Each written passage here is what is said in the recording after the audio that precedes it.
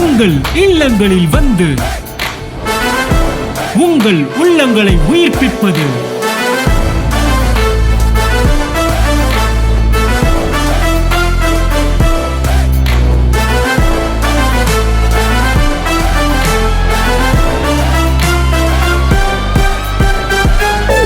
உங்கள் channel DJ. கர்த்தருக்கு ஸ்தோத்திரம். நான் சாத்தூர்ல இருந்து வருகிறேன்.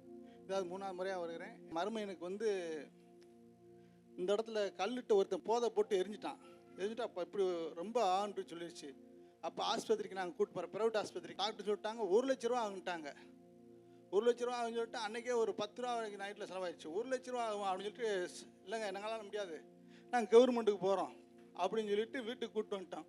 அந்த நேரம் நம்ம ஜபக்குழுவுக்கு என்கிட்ட செல், அந்த டச் செல் கிடையாது, பக்கத்தில் பாப்பா இருக்குது, பாப்பா இந்த இதுக்காக நீ அனுப்பிடுவாப்பா அப்படின்னு சொல்லி ஜெபம் பண்ண சொன்னேன். அவங்க ஜெபம் பண்ணாங்க. நான் என்ன சொன்னேன், ஆப்ரேஷன் நல்லபடியாக முடியட்டும் அப்படின்றதுக்காகத்தான் சொல்லி ஜெபம் பண்ணிவிட்டு கவர்மெண்ட் ஆஸ்பத்திரி கூப்பிட்டு போகிறேன்.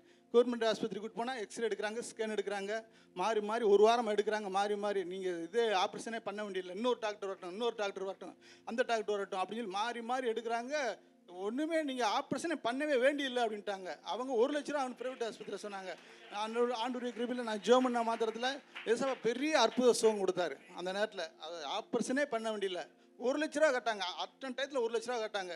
கொடுங்க ஆப்ரேஷன் பண்ணிடுவோம், இல்லைன்னா உங்களுக்கு ஆபத்து, கண்ணு இதாக போயிடும் அப்படி இப்படின்னாங்க. எங்கிட்ட அவ்வளோ தூரத்துக்கு வசதி இல்லை அப்படின்னு சொல்லிட்டு நான் ஒரு சின்ன காணிக்கை வச்சு ஜெபம் பண்ணிவிட்டு, ஆப்ரேஷன் நல்லபடியாக கவர்மெண்ட் ஆஸ்பத்திரி போகிறேன், நல்லபடியாக முடியட்டும் அப்படின்னு சொல்லிட்டு தான் நான் அந்த ஜெபம் பண்ணிவிட்டு அந்த காணிக்கை வச்சுட்டு போனேன். ஆண்டவர் சுகமாக அற்புதமாக எந்த 1 ரூபா உன செலவு அளவுக்கு ஆண்டவர் அற்புதம் செய்தார். அப்படி செய்த தேவனுக்கு கொடான ஒரு சோதரம். உங்கள் இல்லங்களில் வந்து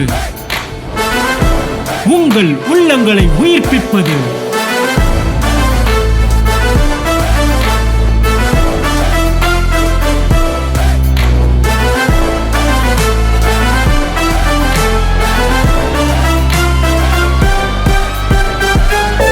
உங்கள் சேனல் டிஜே.